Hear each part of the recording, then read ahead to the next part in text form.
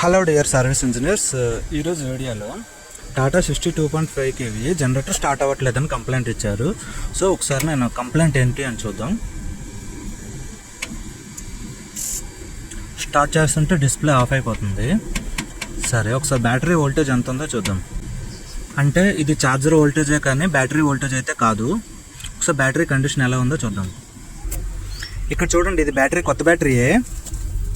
చూసారా, ఇది battery negative terminal. నేను చాలాసార్లు చెప్పాను, కామన్ సెన్స్ లేని టెక్నీషియన్లు చాలామంది ఉంటారని. కనీసం బ్యాటరీకి టెంపరేచర్ వస్తుంది, కవర్ పైన సీల్ చేసిన కవర్ కూడా తీయాలని బేసిక్ కూడా లేదు. ఇలాంటి ఓల్డ్ టెక్నీషియన్లు ఉండటం వల్ల అక్కడ ఎక్విప్మెంట్ డ్యామేజ్ అవుద్ది. ఏ కంపెనీలో వీళ్ళు పనిచేస్తున్నారో ఆ కంపెనీకి కూడా చాలా వరకు లాస్. చూడండి, చూస్తే 26 రీసెంట్ బ్యాటరీయే, కానీ బ్యాటరీ ఛార్జింగ్ అవ్వట్లేదు. ఇది కంప్లైంట్. చూసారా టెర్మినల్ ఎలా ఉందో. బ్యాటరీ టెర్మినల్స్ అన్ని నీట్గా క్లీన్ చేసా.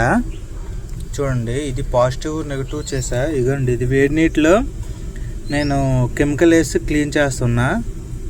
నెక్స్ట్ ఇదిగోండి, ఇక్కడ చూడండి నెగిటివ్ టెర్మినల్ బిఫోర్ ఎలా ఉండేది, ఆఫ్టర్ నీట్గా క్లీన్ చేసిన తర్వాత ఇది.